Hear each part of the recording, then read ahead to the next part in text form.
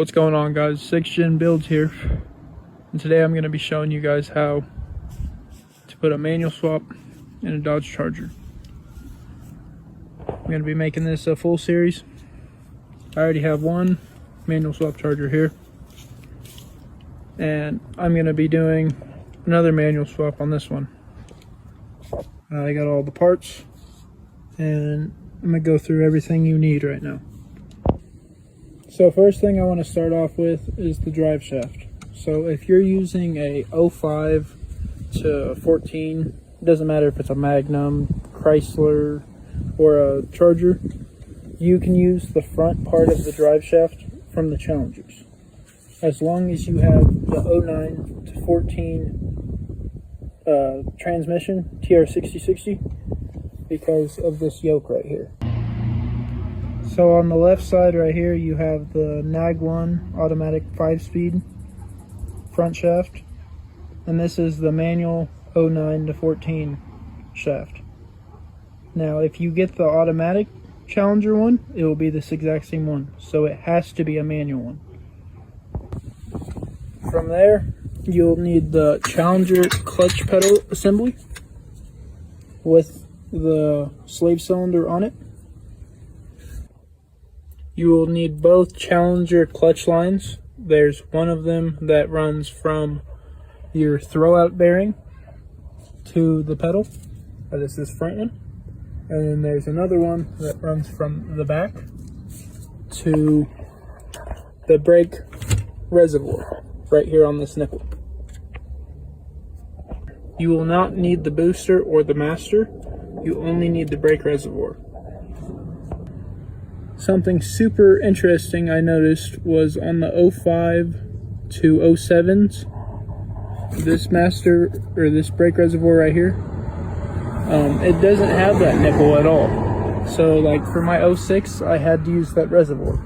I'm noticing right now that the 08 plus ones actually do have that nipple on it. You just have to cut it off so you can use it. So it looks like I won't be needing this, but this is definitely something to consider. If you have a 05 to 07, you'll need to get this reservoir. Correct me if I'm wrong on this. I personally have a 2009 and a 2006, and I work on these cars, but that's just super interesting. My 06 did not have that nipple at all. From there, you'll need the whole clutch assembly. This came off of a crate motor. You can get them super cheap on Facebook Marketplace all day long. This is an OEM one. Anywhere from 09 to 10, and then 12 plus are all 28 spline, so they're all the same clutch. That's the spline. That's what a spline is. In 2011, they did a weird 10 spline for some reason, so I'd just stay away from those. Don't get a 2011 if possible. The transmission you buy should come with a throwout bearing, but I would definitely replace it with a new one.